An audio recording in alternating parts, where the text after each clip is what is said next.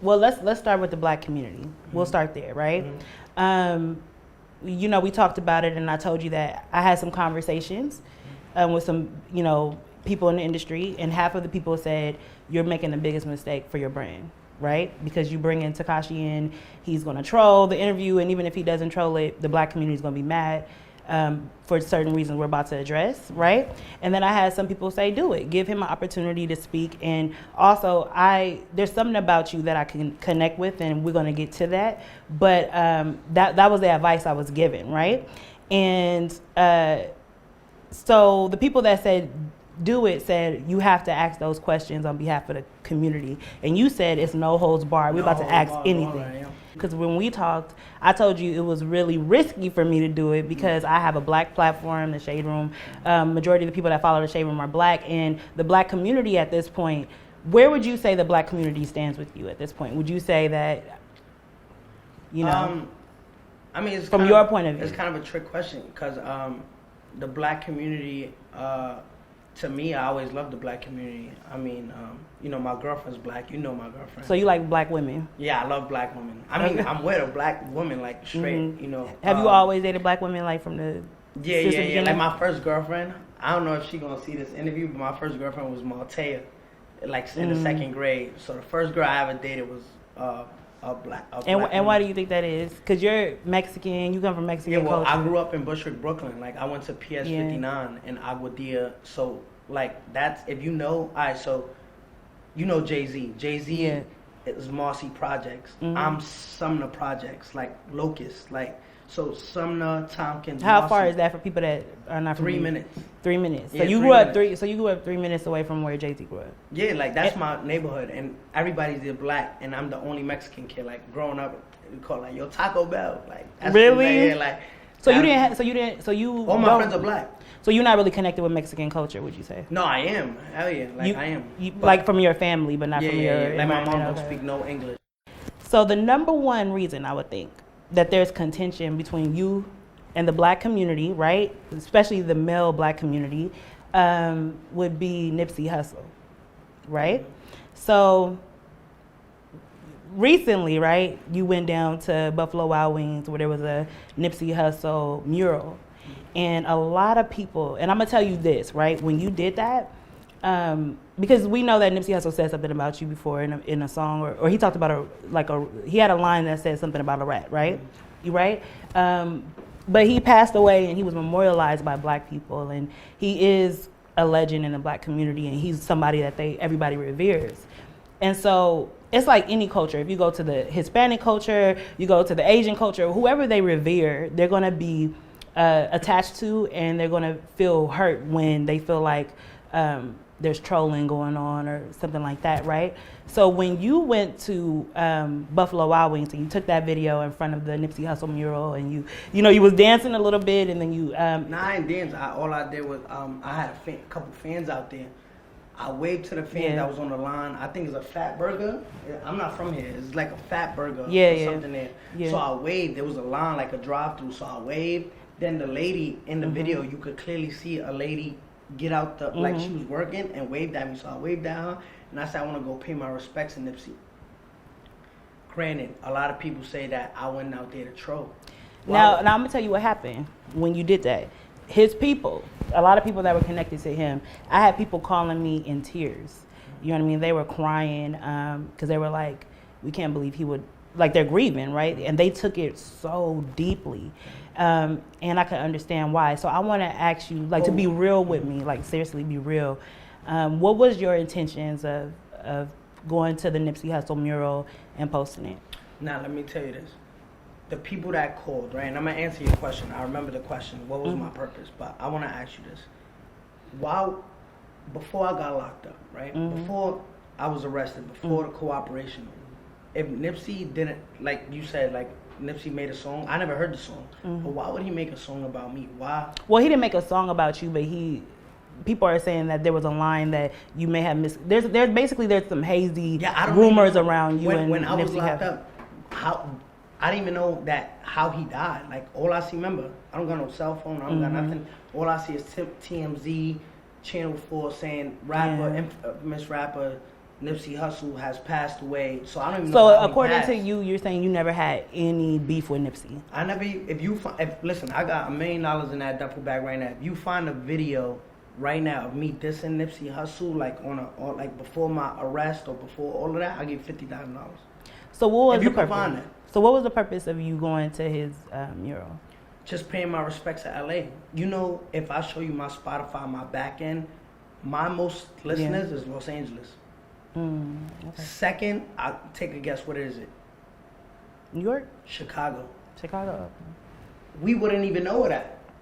I didn't even know. When I had the label meeting before I did the album release, my top listeners is LA, Chicago, then it's like Dallas, and then it goes. And New York is not even number one. So let me ask you this question then. When you posted it, did you know people would be mad? Did you know people would take it the wrong way? I don't know why though, but why would they? What's the difference between? All right, let me ask you something. Because I'm gonna tell you why. What's the difference between me doing it? Yeah. And just give me any rapper. Name one at the top of your head. The Migos. Right, what's the difference between me and the Migos doing it? The difference is, and I'm be clear with you. Like I said, I'm gonna be honest with you. The difference is that everybody knows what Nipsey stood for. Mm-hmm. Everybody knows that Nipsey was against, snitching. He was really, he really abided by the street code, right? Mm-hmm. So when you went there, right, and correct me if I'm wrong, did you say it was the store? Nipsey Hussle's like store that you were at? Yeah, it was closed. I got out the car. There was people there selling bandanas, Corona masks. So I said, yo, I can't do it here. Mm-hmm. So I went on the same block around and we did it there. This is the thing. I don't think people are fair. You know what I'm saying? Because if I do it, it's trolling. If I do it, oh, you didn't represent. How did I represent? What's to be honest, I don't even consider myself a snitch. Let's put it like that. This is what I feel. I feel like you have a hard time sometimes taking accountability. Would you say that about yourself? Well, have you heard that? What do I have accountability? All right. What do I have a hard time accepting? And I'll be completely transparent. If I were you, I'd be like, hey, Pop Smoke, me putting Pop Smoke and talking about how he died and you using that to justify why I have security could be, seen as, people could take that as disrespect just because he's passed. You know what I mean? But that's just one thing. No, let me touch on that. You know, me and XXXTentacion? Mm-hmm. XXX was my close friend. I'll pull up the DM like I did and other things. Mm-hmm. The day before he died, he texted me and said, be safe and never let your guard up, right? The next day he died. Let me see if I can pull it up for you.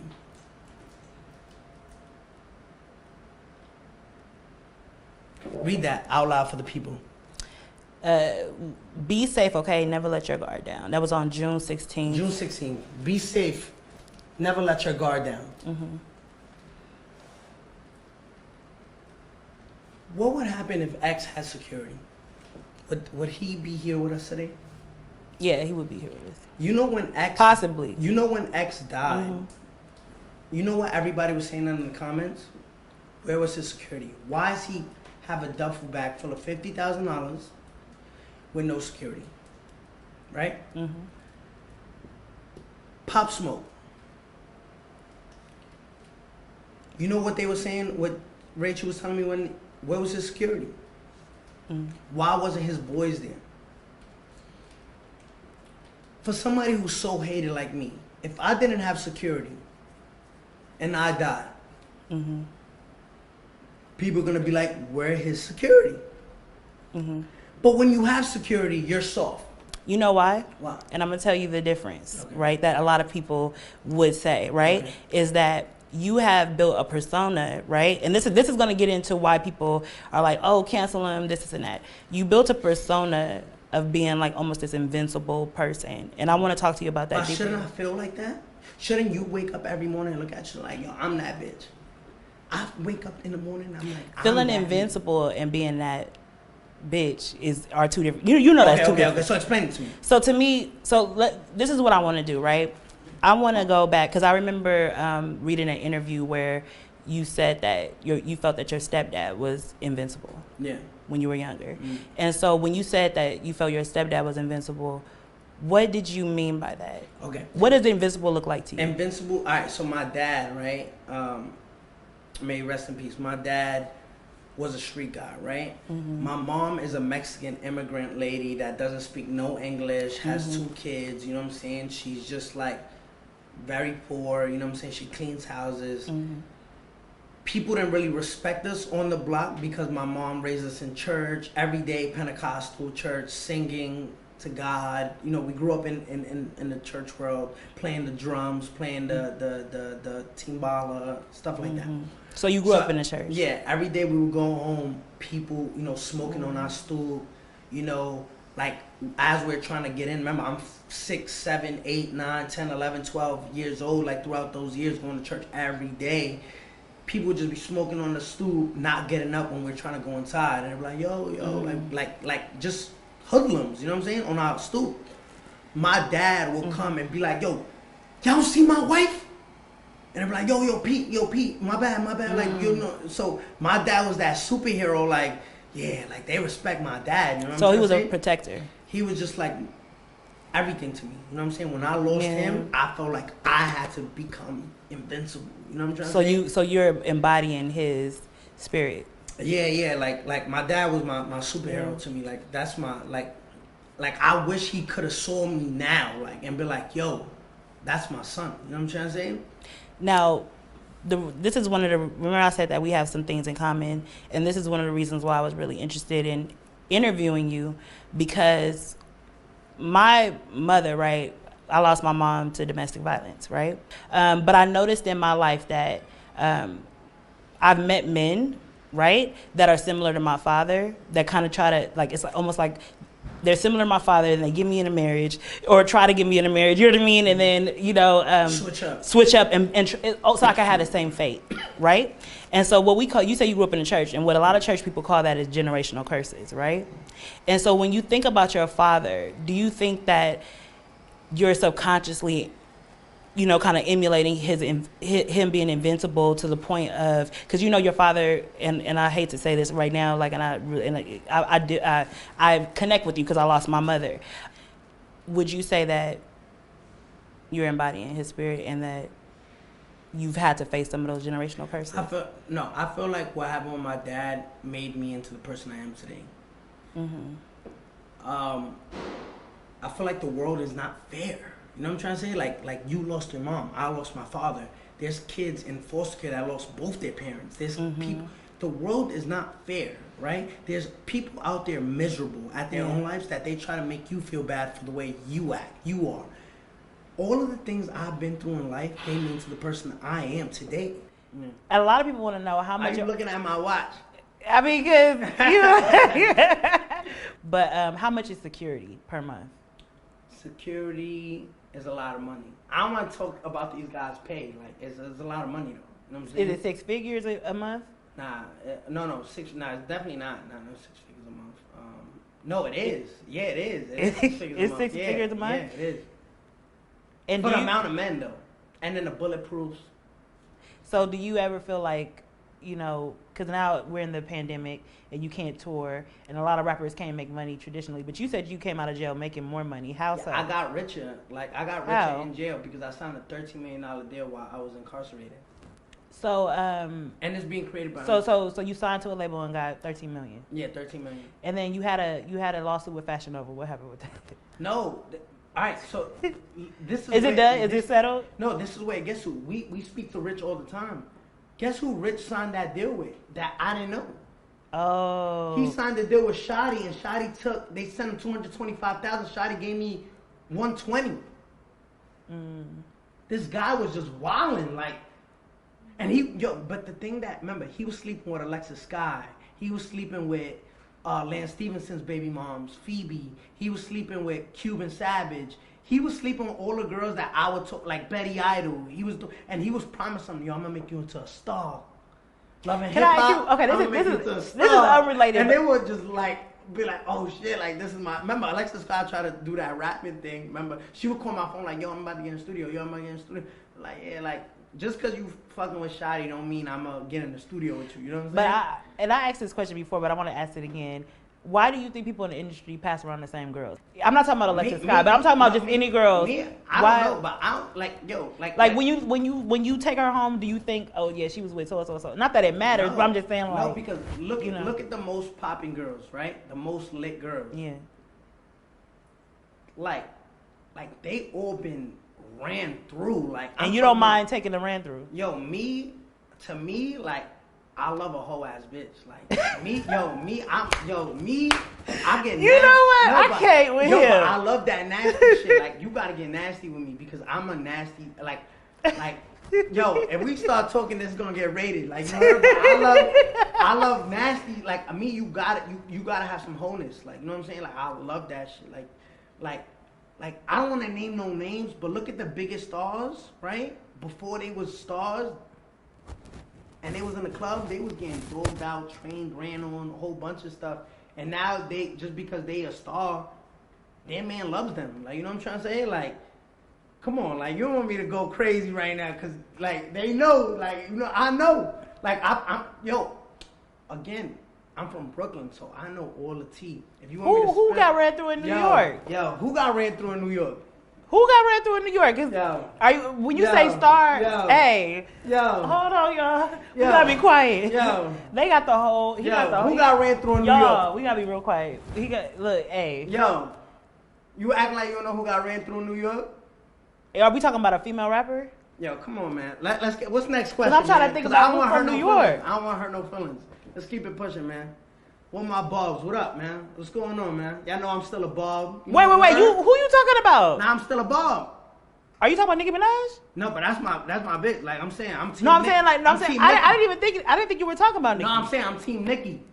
Oh, you team Nicki? Yeah, I'm team Nicki. So now we know who you talking about. Yeah, I'm team Nicki. What are you? You team Nicki? What are you? I'm team Shade Room. I'm team Shade Room. I got love for Nicki though. Yeah. So we was talking about jail. Yeah. So jail. Tell me Tell me. Did you ever? I prayed 3 times a day. I prayed waking up. Yes. I prayed in the middle of the day at 6 o'clock, and I prayed before I went to sleep. And when you prayed, and me and Jay would pray over the phone together too. And when you prayed, did you ever hear God talk back? God would send me little signs. Like, give me an example. Coronavirus, I feel like it was God. I caught bronchitis twice in prison. Mm-hmm. They sent me to the hospital. I had my mucus in my lungs. I caught 2 asthma attacks. 2 asthma attacks. I caught bronchitis once. Sorry. But and when I talk about these conversations with God, really what I want to know I say, God, whatever you got in purpose for me, I'm just following whatever you got going on, because I will see like motions getting pushed back, this, that, and the third. 47 years didn't make sense, and God's pleading out to 15 years. It just didn't make sense. So at that point, I'm just like, God, you in control, and I'm following whatever you. And I already knew what I was doing, so I believed in myself. Like, all right, this decision I'm gonna make, whether it change my life forever, I know this is the right decision. Because listen, if they don't kill me on the street, they're going to kill me inside of the prison, right? Because I'm already a player. I said, fuck all these dirty bloods. They're going to kill me in prison. And if they don't kill me in prison, they're going to kill me out on the street. And I'd rather take my chances out on the street. You know but you could imagine that. And the reason why I know this is because I do the Shade Room. So I own the Shade Room. So when I talk about God, people are like, really? You know what I mean? So I feel like when you talk about God, there are going to be some people who are like, okay, so you think God saves you? And I'm not saying anything about it because I know who God is, right? But you think God saves you? You think that God saves you from going to jail, but the other people have to go to jail, or God saves you from getting shot, but the other people get shot, or you know what I mean? Basically, it's like, they're like, why? What makes you? What are you? So, because you know, a lot of the principles of God, some people will say you don't practice, right? Some of them. So when you're talking to God in jail, is there a point where you're like, okay, this is what I promise I'm gonna do moving forward? I'm not gonna lie. In 2015. And this, I think about it all day. I told God in 2015, nobody knows this because it's just between me and God. I told 2015, I said, when I got locked up for the child sexual misconduct with an underage girl, I said, God, I'm no longer going to rap no more. I swear to God, if you get me out of this situation and you set me free, I'm never gonna rap no more because rap is the devil's music, right? I made that promise to God. What made you come to that conclusion? Listen, because my mom will always tell me like, yo, you see what this got you? Because remember, I got caught up in that situation trying to be a rapper and trying to do viral shit for Instagram with girls and not knowing that girl was underage. That took me to that place, and I came and I promised God, I said, please get me out of this situation. Get me out of Rikers Island. I promised that I will never rap no more. Came home and I still rapped, and I broke that promise with God. But then I said, what if I'm doing this, but God is using me for a bigger purpose, right? Like nobody knows that. I'm telling you that now, but between me and God, I tell God I'm sorry all the time and sorry for everybody. I'm just trying, you know what I'm saying? And that's the thing where God understands my mom, how she raised me, how we grew up, and understand that I got a bigger purpose, you know what I'm saying? And so you saying basically, hey, look, you know, we're all sinners, like we all make mistakes, but my heart is for God. And that's the most important thing. Exactly. So that happened, and now I'm home, and I'm just trying to, like, my thing too, Ange, I want to ask you, right? And this because a lot of people want to know. There's this street code, right? And there's rules to the street, street fundamentals, right? Street rules, stand told. What if you had to think about street rules? What street rules? Loyalty, honor, no snitching.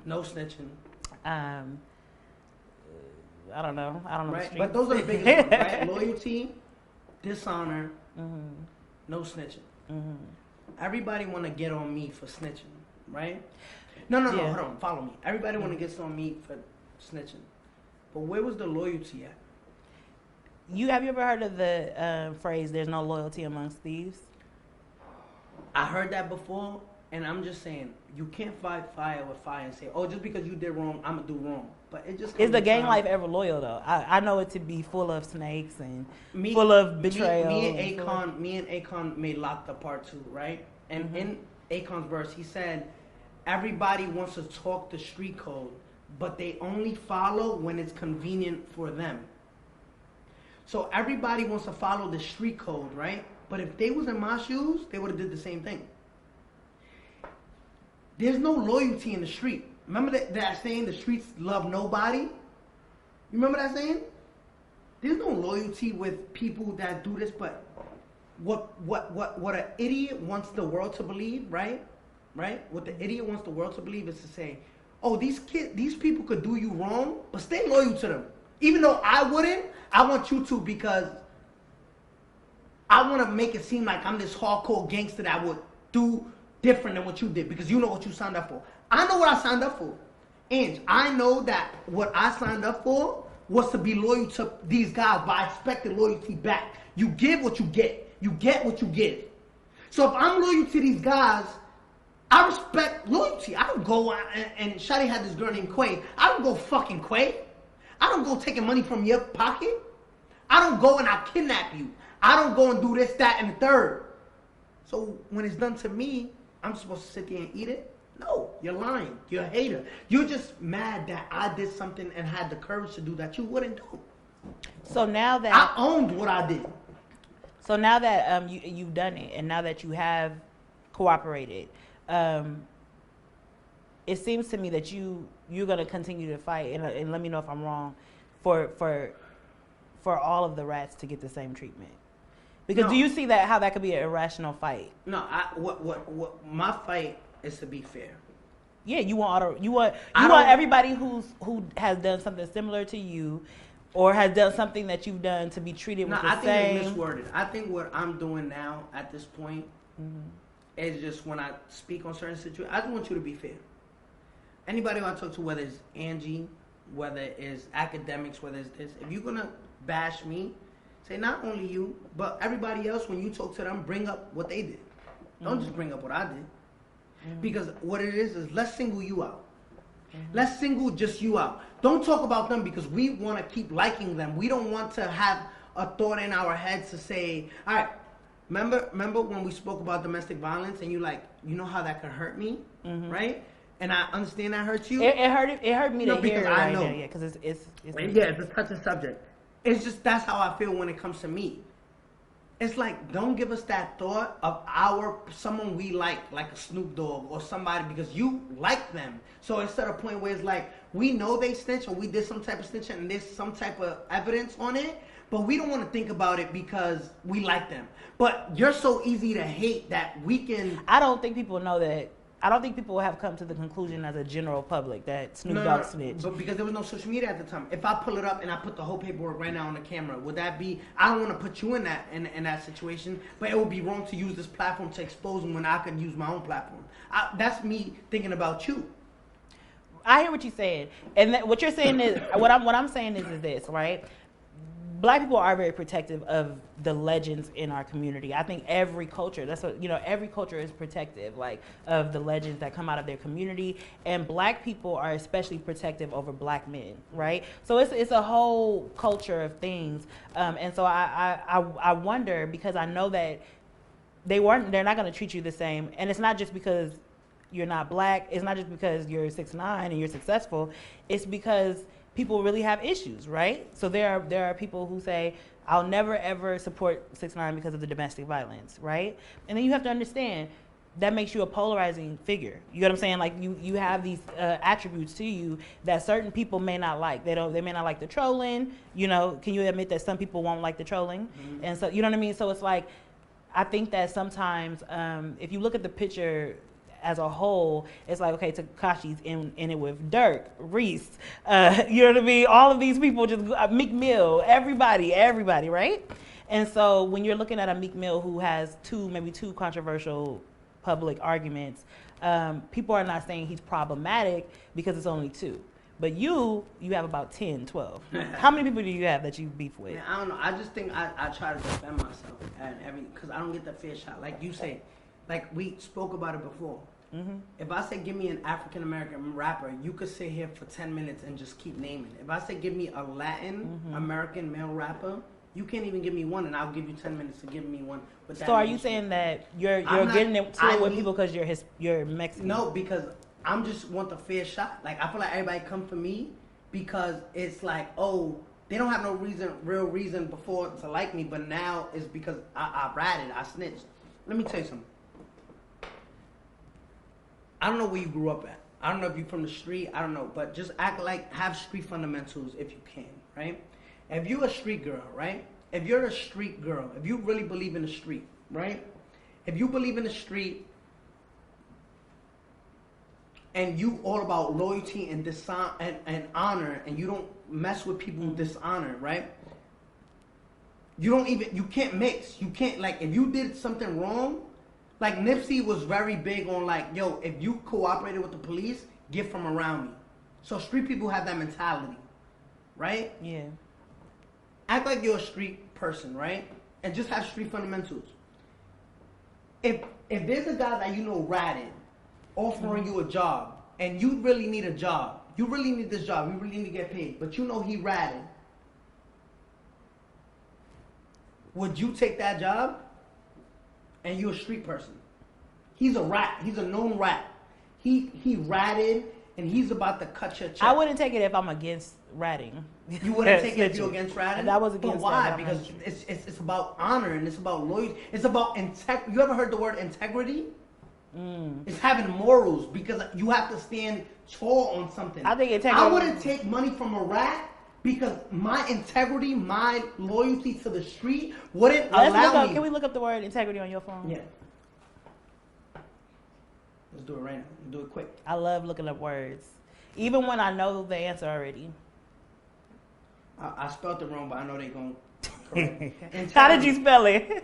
I spelled it Integrty, and I spelled it wrong. Almost. All right. The quality of being honest and having strong moral principles.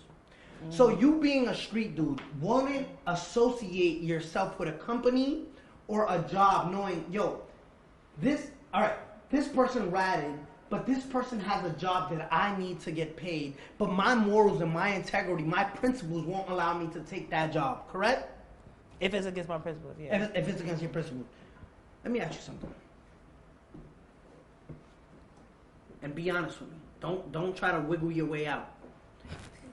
You think Meek Mill is against ratting? Here's the thing. No, please, just answer the question because this is gonna be very direct. Is Meek Mill? I'm gonna be honest with you. I don't follow Meek Mill that hard. All right. So, I just want to know. Do you think? I think he is. He is against ratting. He's definitely stated publicly that he's against ratting. He's against ratting. Meek Mill is signed management deal with Roc Nation. The CEO of Roc Nation is a known cooperator for the federal government. Guess who cuts Meek Mill's checks? The federal government Desiree Perez, who is the CEO of Roc Nation, cooperated with the federal government in the 1990s. She was distributing kilos of cocaine. She wasn't a federal agent. She was a civilian, a cartel distributor who was caught by the federal government, made into a rat, and they made her wear a wire, and she took two cartels down. Going to being said, if you're so against ratting and principles and integrity and morals, you don't sign with a rat. So basically saying, oh, I'm just gonna single out 6ix9ine because he ratted, but I won't say that my boss is a rat. That's being fake. That right there is saying I'm a hypocrite. You know what's a hypocrite? That says I don't fuck with rats, but I'll sign to a rat. So that's the source of all of this. No, that's the source of the trolling. No. Now, what is it now? Angie, this is what I'm saying. No, wait, don't fight it. I'm not fighting it. Is that a big contradiction? Angie. We've heard. No, Angie, don't fight it. Hold on. I'm not. I'm not. Is that against principles? If you were a street person. If I was a street person, that would be against principles.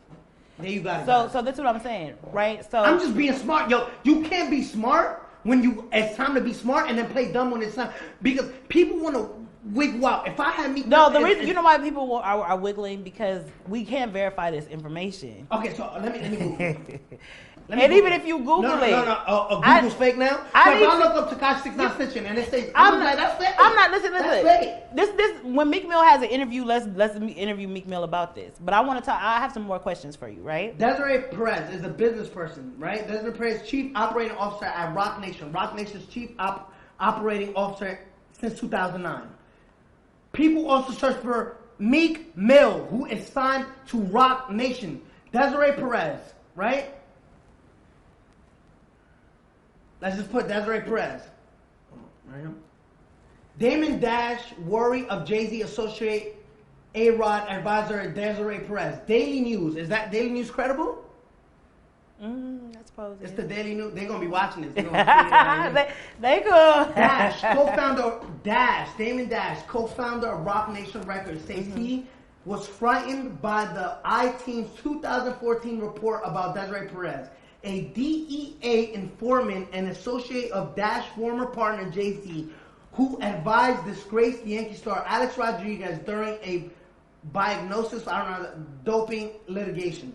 This is the one time that the paper did scare me, Dash said during a March 4 interview on Sway Calloway's Sirius XM. Okay, look. Hold on, real quick. The story that spooked Dash revealed how Perez, the wife of a longtime Jay-Z wingman, Juan Perez, became a cooperating witness for the DEA in the 1990s. After her 1994 arrest for possession of 35 kilos of cocaine, Perez struck a hidden deal with the feds, agreeing to wear a hidden wire to record her meetings with major cocaine traffickers. Her undercover informant work won her courtroom praise from federal prosecutors after she helped break up major drug deals in Puerto Rico and Colombia. Therefore, Meek Mill is signed to a rat but hates rats. Explain that. Listen, let's get to some of these questions because this interview is going to be 4 hours long. Let's go. Okay, man. I'm ready. The next question. So the next question. When you got locked up, your bank account statements were made public, and they said you had $1.7 million in the bank. Is that all you had at that time? I had different accounts. The accounts that we gave him was my Chase accounts. Okay. When I was in jail, I ended up paying $2.1 million in just taxes. When I was in jail, I spent over $1.2 million in taxes. I mean, $1.2 million in expenses. And how much went to Jay? Look, when taxes came... How much went to Jay? I'm going to tell you right now, and Jay watching it, I hope she downstairs. When I called the label, I said, if y'all don't sign me right now, I'm not talking to y'all when I come home. And they said, all right, we're going to sign you. So they signed me. And I paid my taxes with the 13 million because I had like 2.1 million. I didn't have that because I was just spending lawyer fees or a bunch of stuff. But let's get to Rachel. Rachel knows she expensive because I had got her car. Let's not. So you like your girls a little bit nasty? Me and her gonna start fighting. You like your girls a little bit nasty and a little bit expensive. Yo, the stuff we was doing, like you like them expensive. Yeah, I'm a trick. I'm telling you right now, I'm a trick. Like I'm telling you right now, yo, girls know I love to spend. Like me and Nikki got into an argument because she's like, yo, Danny, yeah, stop spending your money on all these little bitches in the clubs. Like I heard, like yo. Let me do what I do, like, you know what I'm saying? Because I'll be in the club spending $50,000. How much did you spend on Rachel, though, out of the 1.2 million? Nah, I spent a lot of money on like half? 300,000, 400,000, 500,000. What? Over the course of how long? 600,000. Like $600,000. And how long? And like that year. So if you spending 600, and I'm not nothing on Jay because I know you love her and she's a really nice person. Yo, but look, you and Jay no longer together. I've got mad respect for her. No, I feel yeah, but you said that you have bad discernment. But what I was saying was like if you spend 600,000 on her in a year, how do you know that she's with you for love? I don't care. I really don't care. Like me, yo, listen, I don't believe in love. I don't believe in long. Like yo, if we vibing, we vibing. You don't believe in love? Do you believe in love? Yes. Alright. Yes. I can't ruin that for you. I don't believe in love. So what do you believe in? I believe in when it comes to women. I believe in just having I'd rather a friendship than a relationship. Like me and Jay play around all day. Like she know like you can't love on that level. I'm not an affectionate dude. Like you know what I'm saying? Like trust me, I'm affectionate when I get the time, but it's like I can't, my trust been broken. Like, I can't trust her. Like, you know what I'm saying? I don't trust her. She don't trust me. And we never gonna trust each other. But we respect, like, it's like, don't play with me like that. Like, and it's like, it's weird, cause. It sounds dysfunctional. we toxic. Toxic is what it sounds. Like, we all toxic. Right. So the next question I have for you is, Lil Durk said that you offered to pay him $3 million to troll him. Do you believe that? Like, yo, why would I pay him something he's not even worth? Like, what's Lil Durk's net worth? Let's pull it up. Okay. It's like me paying hit more than what he's worth. Like, I don't even think Lil Durk, like, right now, I swear to God, after this interview, I'll post on Instagram, Lil Durk, post me your bank account right now. Like, in your bank. I want to see if you even got $1 million. Okay, so you saying that's not true? No amount of money was offered. I think my security make more money than Lil Durk. So you saying you didn't offer Lil Durk any amount of money? It's not even 100,000. I should just say yeah. That's how much nonsense that is. Imagine paying Lil Durk who can't sell over 100,000. Put it like this. I just dropped an album, right? Let's go to Apple Music. Let's go to browse. It's loading. Do you see me anywhere up here? No. When Lil Durk drops, he gets all of this. He gets face of Apple Music. He gets placed on New Music. I'm not even up here. I'm debuted to sell. I don't even think it's possible because I'm debuted to sell 150,000 first week. Mm-hmm. Everybody posting Lil Durk's album. Remember when May 8th? Remember when he dropped Just Cause You Waited Too? He only sold 45,000. What am I doing competing with a dude that sell 45K? So you so we get that one. I think when he did the Drake record, it gassed him like, oh, I'm hot, bro. It's Drake's song. Okay, so for the next, I like this part. Like, please do not play that little boy in the club. It is a little bit. It is a little bit. I feel like he shouted me out like, yo, like it go a little bit. When you play that song in the club, you it think of a me. Little. You think of me like, yo, 6ix9ine, that's my man. Like, he was thinking of me. Like, he was thinking of me while making that song, and it just goes to show, like, it's a lie. But okay, so the next thing, you worked with Nicki Minaj. That's my, yo. So you saying y'all still cool to this day? Even after the statement that you made that she didn't help you get to number one. No, it's just for trolls. That got me out of frustration because it was just like, yo, y'all don't give me my credit. You know, I've been going platinum before. Like I've been going platinum by myself, and I feel like people switch the narrative. Remember when I said Tekashi could love his mom, and then they switch it. Tekashi loves his mom but hates his dad. I got so mad, and Nikki, like I haven't texted her because I feel dumb. But Nikki, I will never change my back on Nikki. I will never switch my back on Nikki. I will never do that because Nikki. Like, she held you down when. Not only does she held me down, she's just a person that people don't understand. Like, you know what I'm saying? Like, like I love that girl to death. Like, she worked with you on Trolls, and I remember that was very controversial. I'm telling you, me and Nikki, and whatever she say about me, she could come out today. Nikki could come out today and say, "Fuck 6ix9ine. I hate him.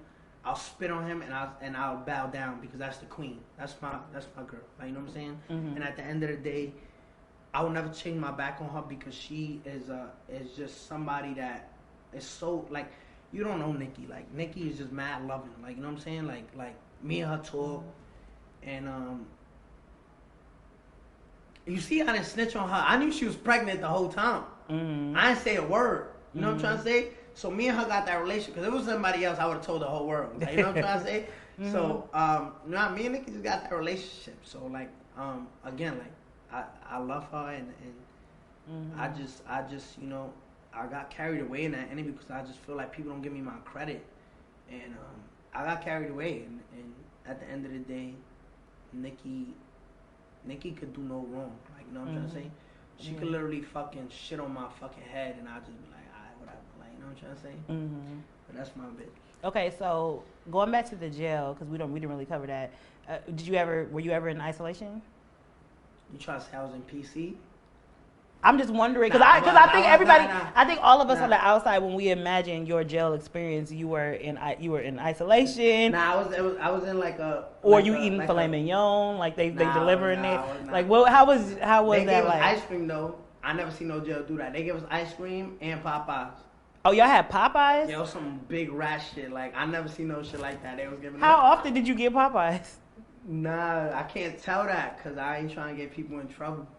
Okay, so but is jail as bad as it? I mean, like what? Yo, like give me. Can you tell me one story? Can you tell me one story that was hard for you? Like the hardest part in jail for you? The trial. Everybody was kicking my back. I literally went on ESPN. ESPN, you know ESPN, and they were like, "Yo, Tekashi." They said ESPN was like, "Yo, who you think is gonna win? Who you think is gonna win?" Yeah, I can't tell you, nigga. I ain't no snitch like Tekashi on ESPN. Everybody's watching that one. Wow. And then I was watching the BT Awards, and then they put me up there. I was like, but it had me because I'm like, yo, when I go home, I'm gonna turn up, yo. But you making it seem like jail was kind of cool for you because you saying, "Oh, I was around all snitches, so it wasn't no harm." That wasn't no harm. We had Popeyes and we had this, so I'm just saying, like, what was the hard part about being away from my family? I think being away from my family was the hardest part. And everything. And I have another question to ask you. You talked about death, right? When you talked about death and that moment where you thought you were going to die, I think a lot of people feel like you don't care about your life. A lot of people feel like you don't care about death. I've never seen. I'm one of those people. I didn't care about that. Why you asking me how much my security costs? I'm scared to die. But you just told me that Shotty was on the phone saying you could shoot the security too. You get what I'm saying? Like security. But they're away now. Like, I know that, but there's there's other gangsters out there. You know what I'm saying? If I don't know about them, I don't fear them. Like you heard, like I don't know. But do you feel like your security makes you invincible? Kinda. I mean, I don't know. I love my security. Like they mad cool. Like yo. Okay. And then as a rapper during in this time, how are you making after the 13 million? How are you still keeping the money in? Because you can't do shows. I be scamming and shit.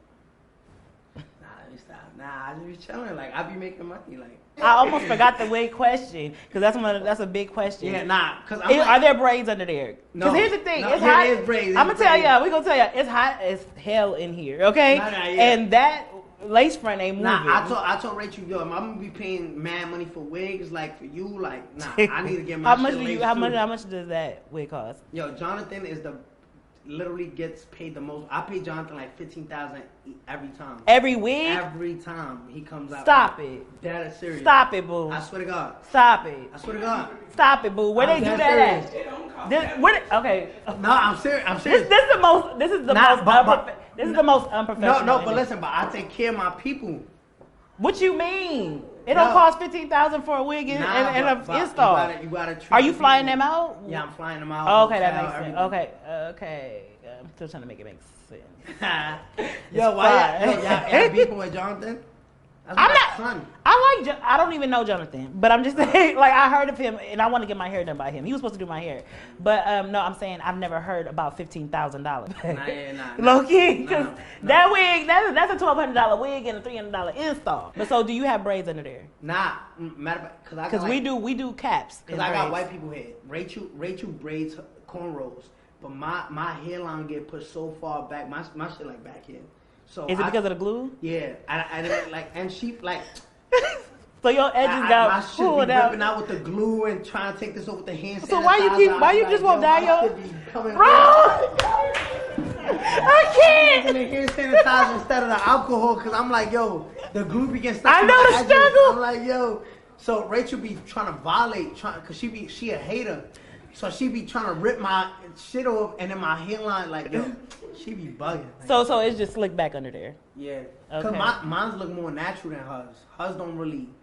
It don't look like real scalp. Mine's be looking real scalp. You see the line in there? Yeah, that? She a hater. She's like, what? I went into a rage. I blacked out, and like you hear during the trial, I beat the shit out of Sarah. I put my hands on her. I said, yo, and the whole time, and God forgive me, the whole time I'm hitting her, I'm like, yo, Sarah, like, you violated? Like, you don't do that. You don't do that in the circle.